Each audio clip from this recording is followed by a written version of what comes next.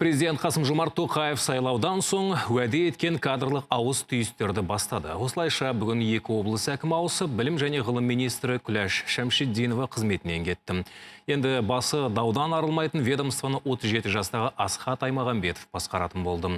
Толығырақ тікелей байланысқа шыққан тілшіміз айтып беруге дайын. Қайырлы кеш, Досжан, сол жағалаудағы кадрлық өзгерістер жайлы толығырақ айтып берсе.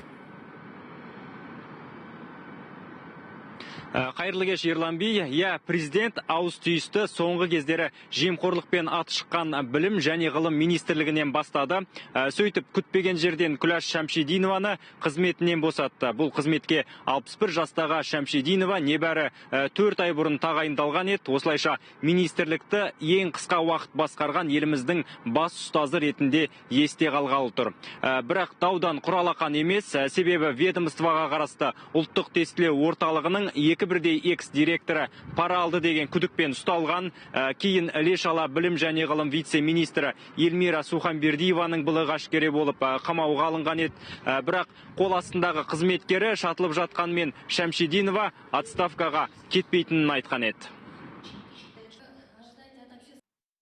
Президент говорил о том, что руководители должны подавать в отставку. Что скажете? Вы же знаете, что я работаю где-то около 3 месяцев, и насколько ваш вопрос корректен. Пожалуйста, еще вопрос.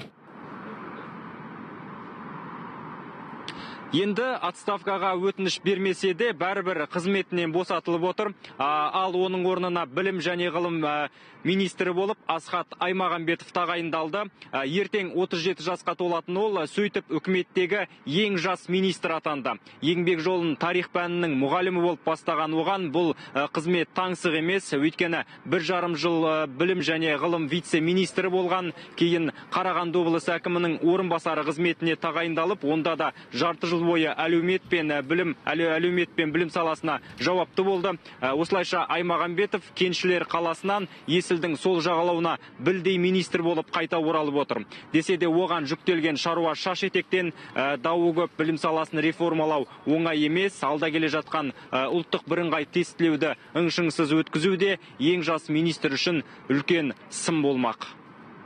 Түсінікті, Досжан. Сондай-ақ президент бүгін мемлекеттік қызмет істері және сыбайлас жемқорлыққа қарсы іс-қимыл агенттігінде екіге бөліпті. Енді бұл ведомстволарды кімдер басқармақ?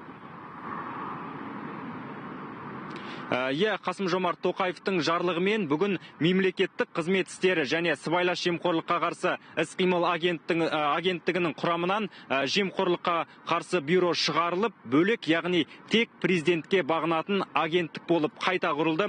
Осылайша бұдан былай сыбайлас жемқорлыққа қарсы іс-қимыл агенттігі деп аталатын орган елдегі парақорлықпен күресе береді. Ал мемлекеттік қызмет істері агенттігі болса, шенеуніктердің тәртібі мен мемлекеттік қызметтердің сапасын бақылаумен айналысады.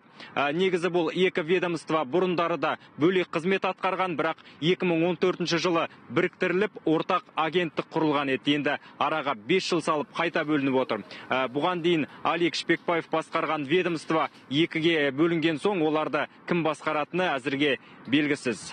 Ерлан би, сөз өзіңде. Рахмет, Досжан. Сол жағалаудағы соңғы өзгерістер жайлы айтып берген әріптесім Досжан Маратұлы болатын.